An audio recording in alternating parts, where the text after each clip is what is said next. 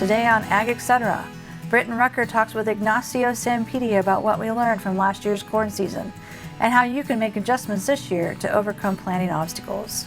Then learn about the Quivera Aquifer. Learn its history and how it's being managed today to ensure animals and people have access to its water. Then meet Carrie Frasier, chair of Kansas Young Farmers and Ranchers Committee, a program that offers something for everyone and plays a big role back on the farm or ranch. Then Brityne is at the Winter Water Expo in Garden City and talks with Earl Lewis from the Kansas Water Office about technology from the event. It's all coming up on Ag Etc. Stay tuned.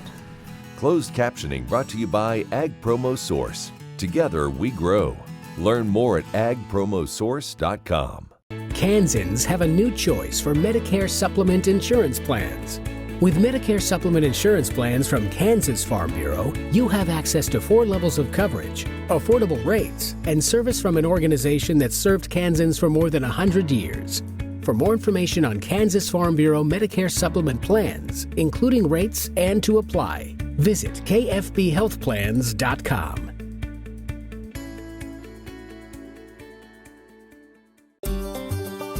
Welcome to the Western Kansas Wildlife Travel Center, right here in my hometown of Oakley, Kansas. We're the front door of Western Kansas, located on 3 main highways, I-70, US 83, and US 40. And all those roads lead to history, beautiful scenery, and adventure, no matter which direction you go. We now have an IHOP. That brand that you've trusted up and down the road in all your travels is staffed with local folks, real people, just like you and me, and we're waiting on you to join us. So for fun, adventure, fuel up, fuel your body, and let's have some fun.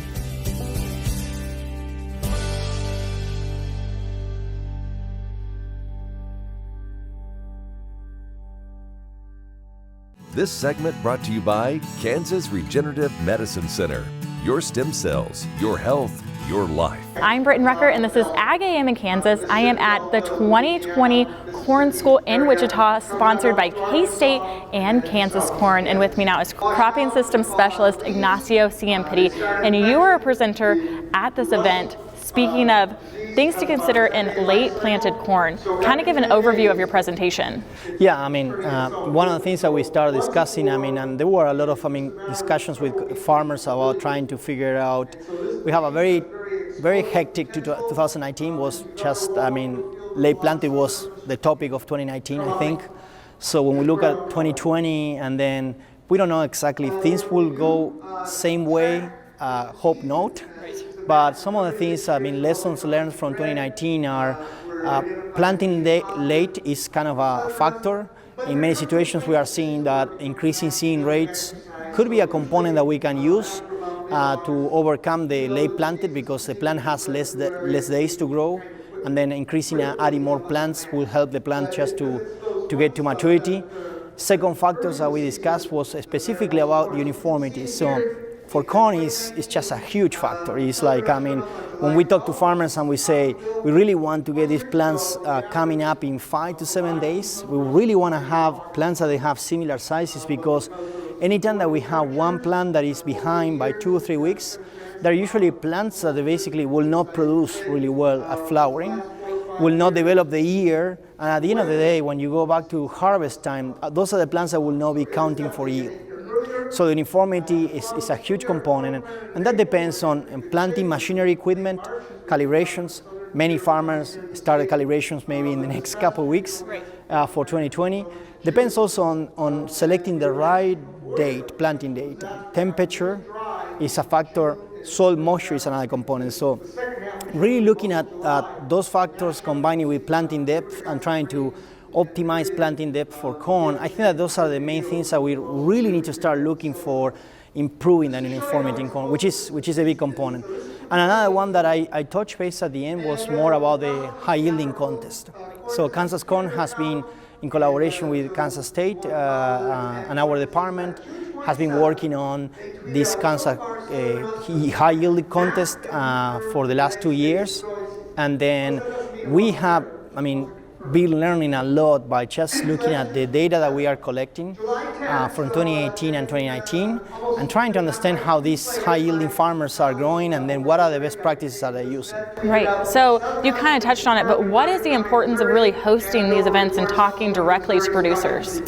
I think that is relevant because I think that there is always, these events have the magic of these two-way conversations. So it's one of the few opportunities that we have basically to have a very open, honest dialogue, with farmers, and trying to really learn from each other.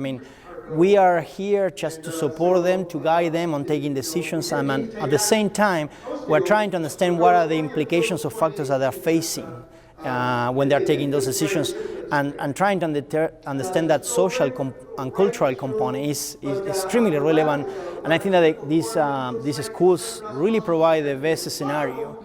And they're really highly liked by farmers, agronomists across the state, and this last week has been great. With all the audience that we have and how many farmers we are reaching. Really building relationships. Yeah. Exactly. Well, a big thank you to Cropping System Specialist Ignacio Ciampitti from K-State for talking with me and really presenting at this event. Thank you.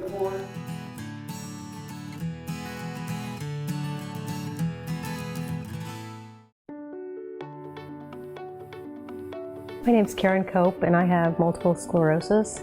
When you have MS, on the outside you look great, but what's really going on in the inside is chronic body pain, chronic fatigue. And there's lots of days that I'd wake up and say, oh, please God, help me get through this day. After stem cells, Chloe, my youngest daughter, she was asked by my father-in-law, how's your mom doing? And Chloe said, Grandpa, I've never had a mom like this before, because she was 8 when I was diagnosed, and she really had no other memory of me but being sick. It's really the simple things that we do as a family, like play cards, and to be able to win at cards. They all laugh because I used to repeat myself and say, what hand are we on? Where are we at? And it's just been really a true blessing from God, and we're really thankful. Kansas Farm Bureau has served farm families and rural Kansas for more than 100 years, and we're pleased to offer new healthcare coverage choices for Kansans in 2020 through Kansas Farm Bureau health plans. No matter what stage of life you're in, we'll have options that fit your lifestyle. Plus, our network of providers is one of the largest available throughout the state of Kansas and beyond. For more information, including the different plans available, or to get a quote, visit kfbhealthplans.com. Ag Promo Source is a unique group of marketing specialists with one mission: help your ag business grow. Each affiliate has their own area of expertise, and they work together to bring you advice, products, and services. To get started, visit agpromosource.com. Ag Promo Source. Together we grow. Kim Mannering with Hardy Insurance. Today we will talk about umbrella coverage. Did you know that if your cattle get out, you could be held liable for that? Call me. Let's have a discussion. 316-945-6733. This segment brought to you by Kansas Farm Bureau, the voice of agriculture. To join today or for more information, go to kfb.org or find us on Facebook and Twitter. We're different than Western Kansas in the fact our aquifer is recharging, and it's very, very, very close to being sustainable. We're separate from the Ogallala Aquifer or the Central Prairie. Great Bend Prairie Plains Aquifer, yeah. I think that's what it's referred to.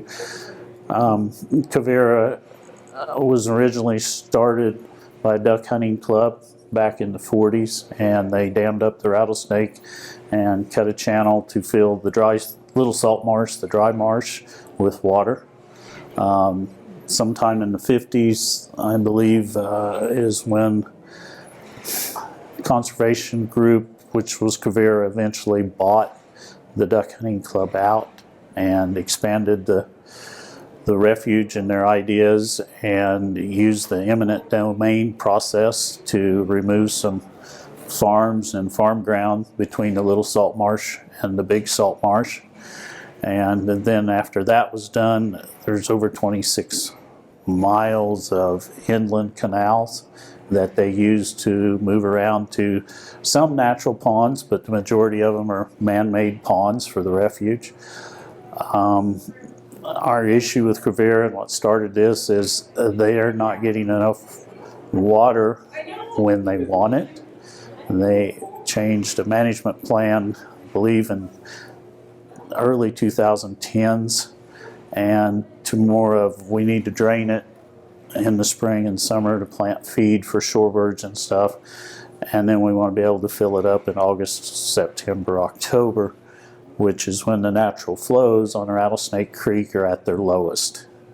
And it's not an issue of there not being enough water that passes through Quivera. It's an issue of timing and where and when they need their water today. Whereas previous management a few years ago, they would slug water anywhere they could put it and push it off so they could move it around later. And management has kind of changed that at this time. Water rights in Kansas, it's really pretty simple. First in time, first in right. Doesn't matter what beneficial use the water's going towards. It still goes back to first in time, first in right. Quivera's water right dates back to, I think, 1957, which is, it's a very senior right, so they're very high on the priority list. And it's not just farmers that are being potentially affected by this. Here, locally, the Stafford County Flour Mill in Hudson, they use water to temper their wheat to mill to make their flour, and their water right is being impacted just like my irrigation rights on my farm. There's a couple junior water rights that a city owns that the city is going to have impacts as well. So it's not just farmers that are impacted, it is the whole community. Right now, the GMD5 board and Kansas Farm Bureau and WaterPack and other groups are back at the table with the Department of Interiors, is where we understand it is. We set with a one-year reprieve yet to see if the groups can't work this thing out together. Our GMD board has a solution that looks like, to most of us, it is very doable, very workable. It's basically, KGS has said that we need to cut 2.5% to make our aquifer sustainable for 250 plus years. Their management proposal is to remove end guns, which will exceed the 2.5%, and to put in an augmentation field, all on the irrigators' backs as far as the tax paying, but that augmentation field will deliver in August, September, and October. We'd like to go directly to the ponds, but at least to the property line, to the creek, so they will have the water on the timing issue when they need it. By doing their proposal, it minimizes the economic impacts to the community in general, where there will be some expense and cost, but everyone will be able to stay in business. In my opinion, it's really a win-win for both sides. We keep our economy, we keep our counties, we keep us healthy. We're putting the water to beneficial use, which is what the chief engineer is supposed to do. And yet, it also is a win for Quivera because they get the water when they want it to better manage their refuge that is man-made. It's like, why not finish the project that was started and finish it right?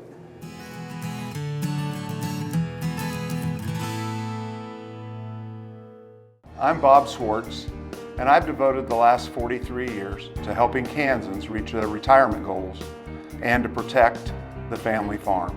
At Bob Swartz Financial, we believe everyone should be able to live the retirement they've always dreamed of. Our team of professionals can help you create an efficient strategy using a variety of investment vehicles to help you address your financial needs and your concerns. Bob Swartz Financial values, commitment, and transparency. Sure Crop Fertilizers was started by my father, Don Sherman, and my mother, Shirley Sherman. Family business that started in the 80s. We predominantly focus on plant nutrients and what we can do to give growers better responses with the fertilizer dollars that they do, and what we can do to make those things work better for that grower. We're based out of Seneca, Kansas. We work with growers in their soil analysis to figure out what they need, and then we can put those in a blend that gives them the best results, and so that we can deliver that direct to their farm so that they have those nutrients where they need them, when they need them, and so that they can apply them in a manner that's very efficient to them and works well on their planting systems and what they're doing. Sure Crop Fertilizers has been around for a long time. We always say we're big enough to take care of everything you need, but we're small enough to do it quickly.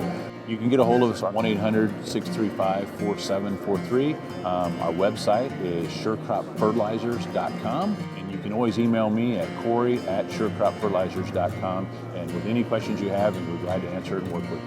Kansas Corn reminds you that E15 fuel is the right choice for every kind of driver. For the car enthusiast, E15 has higher octane.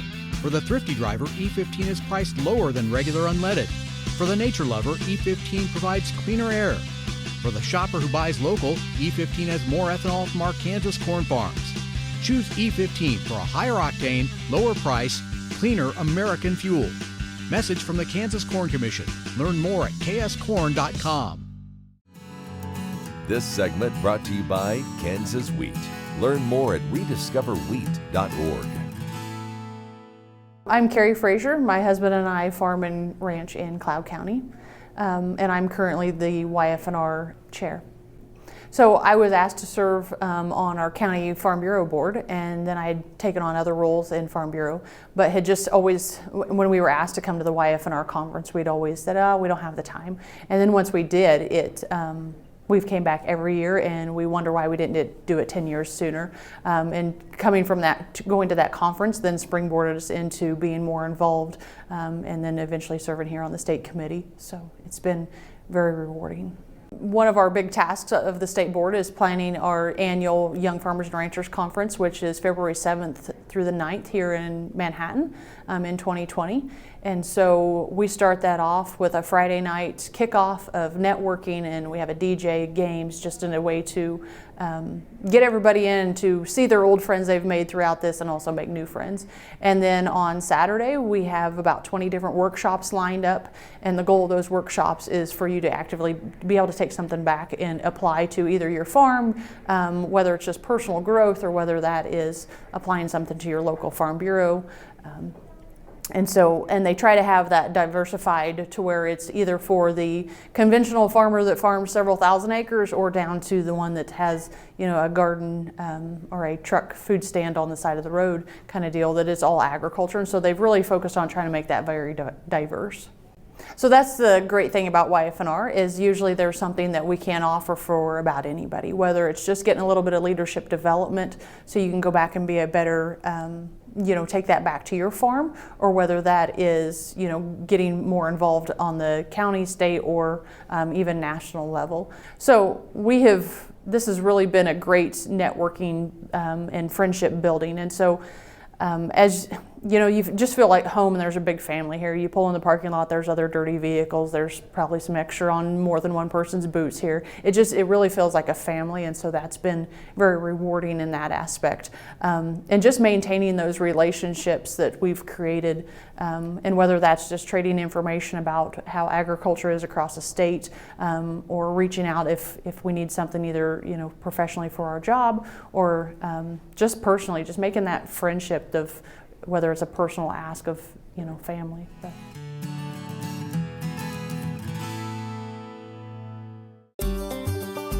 Welcome to the Western Kansas Wildlife Travel Center, right here in my hometown of Oakley, Kansas.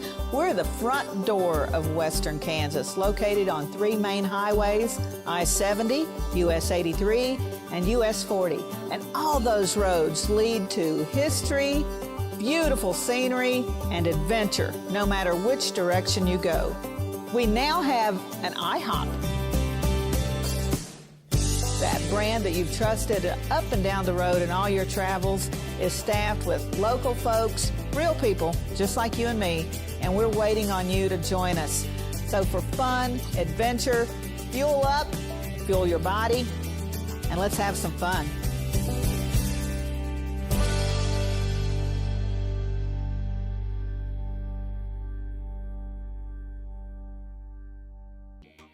The Kansas Wheat Innovation Center in Manhattan is rediscovering ways to get improved varieties and new genetics in the hands of farmers faster. Grower-led and checkoff-funded research initiatives are bringing about positive change. This grassroots leadership provides a strong voice in Topeka and Washington, D.C. Now is the time to partner with Kansas Wheat in moving wheat forward. Kansas Wheat Commission and Kansas Association of Wheat Growers. Farmers investing in their future and yours. Log on to rediscoverwheat.org. Ag Promo Source is a unique group of marketing specialists with one mission: help your ag business grow. Each affiliate has their own area of expertise, and they work together to bring you advice, products, and services. To get started, visit agpromosource.com. Ag Promo Source. Together we grow. This segment brought to you by Santa Fe Trail Meats in Overbrook. Let us help feed your family. I'm Brityne Rucker, and this is Ag AM in Kansas. With me now, I have Earl Lewis, Director of the Kansas Water Office, and we're at the 2019 Winter Water Expo in Garden City. Now, what is the whole purpose behind this event? So this event is an outgrowth of our water technology farms, and the purpose is to try and get technology vendors, particularly irrigation technology vendors, in contact with producers so the producers learn about technology, and also to get in contact with some of the folks who are in our technology farms so they can learn what worked and what didn't work, and maybe does that work on their farm, right? And try and get better technology adoption. And these water farms are really growing in Kansas. They really are. Fourth year, we just finished our fourth year of water technology farms. The first year we had 3, second year we had 7, and this last year we had 15. And so we're still in the process of picking and getting the next round of them set up, but I expect we're going to have around 20 total this next year. Yeah, and going off that, where do you see these water farms really fitting in the future? Well, that's a great question, and ultimately our goal is to get more and more producers to talk to their neighbors about what works and what doesn't work. With our goal, obviously, being the water office, our goal is to reduce consumption of water and slow the decline of the overall aquifer. But we want to do it in such a way that we're working with the producers rather than coming at them from a regulatory or a state standpoint, and put them in a position where their bottom line is not hurt. In a lot of cases, we're actually seeing their bottom line go up with the adoption of technology and using less water. Yeah, very good. Really helping the producer and helping their bottom line.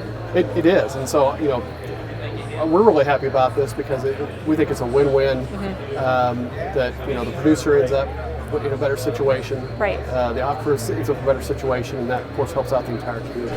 Yeah, very good. Well, a big thanks to Earl Lewis for talking. I'm Brityne Rucker, and this is Ag AM in Kansas.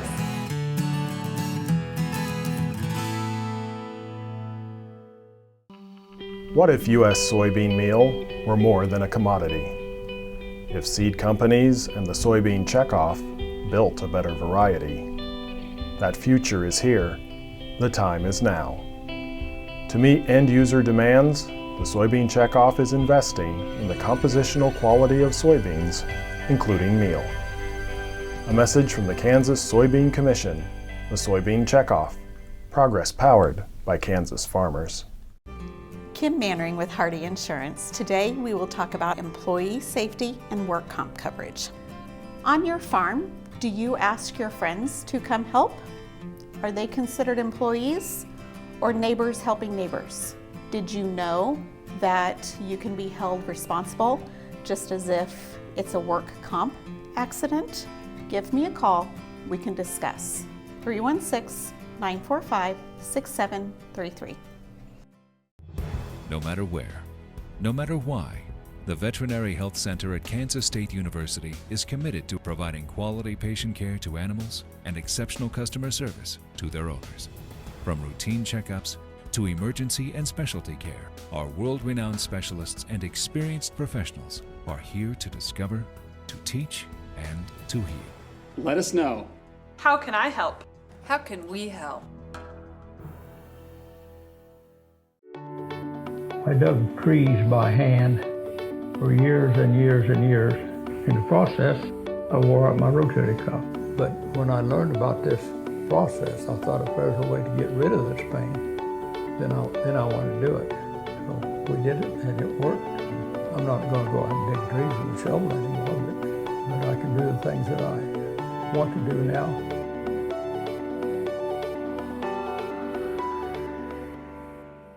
This segment brought to you by Sure Crop, liquid crop nutrition delivered right to your farm.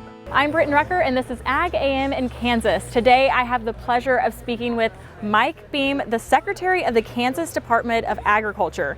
Now, Kansas farmers and ranchers are the backbone of this state, providing us with high quality crops, livestock, and dairy products. But with that, obviously comes stress, and there are new programs lending help to Kansas farmers. Yes, this particularly the 2019 year, due to weather and trade difficulties, has been quite stressful. And so what we've tried to do through the kansasagstress.org website, which we just recently released, is to gather the resources that are out there.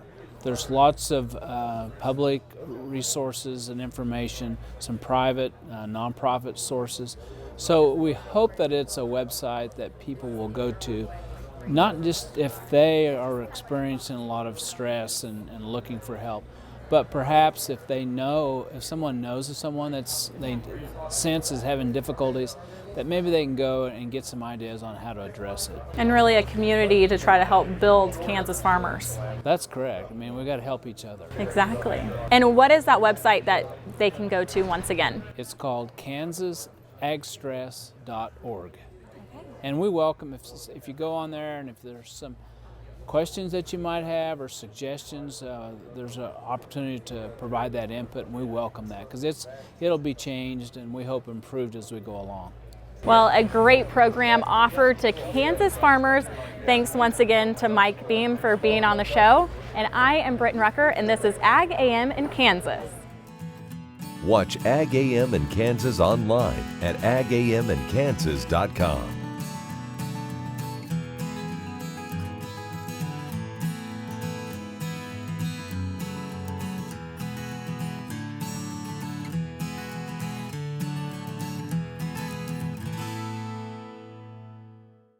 I'm Bob Swartz, and I've devoted the last 43 years to helping Kansans reach their retirement goals and to protect the family farm. At Bob Swartz Financial, we believe everyone should be able to live the retirement they've always dreamed of. Our team of professionals can help you create an efficient strategy using a variety of investment vehicles to help you address your financial needs and your concerns. Bob Swartz Financial values commitment and transparency. Kim Mannering with Hardy Insurance. Today we will talk about employee safety and work comp coverage. On your farm, do you ask your friends to come help? Are they considered employees or neighbors helping neighbors? Did you know that you can be held responsible just as if it's a work comp accident? Give me a call, we can discuss. 316-945-6733.